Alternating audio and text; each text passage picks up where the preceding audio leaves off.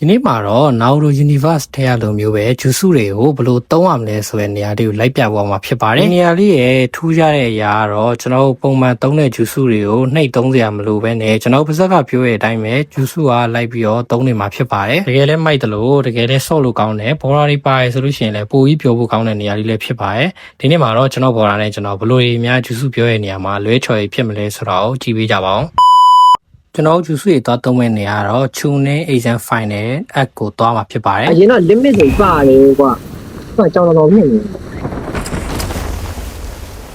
အေးတိုင်းခဏလေးနေရောက်ရင် enemy တန်ကြားလို့လေဒီတန်နေကြားတယ်ခဏလေး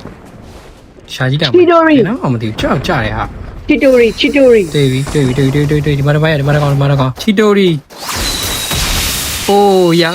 လေဒီကလေထုံးနေရ oh shit နေခဏလေး Rasengan အတော့မေ့သွားလို့ခဏလေးချီတိုရီ Rasengan ရောဟုတ်တယ်ခုန error တက်နေရှော့သွားပြီတကောင်ကတော့ပြီးသွားပြီထပ်ထိုးကြည့်တယ်အောင်မနေဘူးချီတိုရီနဲ့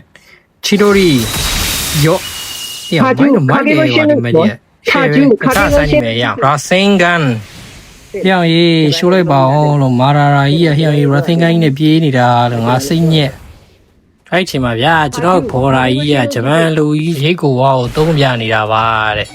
အားနဲ့ကျွန်တော်လည်းအားကြမခံပြန်ပြီးတော့သုံးပြရတယ်ရှုပ်တကောင်းမောင်နေရှိုးတယ်ပြောင်းရိတ်ကိုဝါတိုင်းလေးထုတ်တာနှစ်ကောင်မဲထွက်ပါရဲ့ဆိုမှတကောင်အိတ်နေငါစိတ်ညက်ကျွန်တော်ဂျူဆွေနဲ့ enemy ကိုတက်လိုက်ပြီးဆိုတော့အခုကျွန်တော်မြားပြထားတဲ့နေရာလေးမှာပေါ့နော်အဲ့ဒီဟာလေးပေါ်နေပေါ့အဲ့ဒါလေးကိုနှိပ်လိုက်လို့ရှိရင်ဒီလိုမျိုးကျွန်တော်တို့ကေးထားတဲ့animation လေးပေါ်ရပေါ့ဗျာနားလေဒါစပြောဖတ်လာဘူး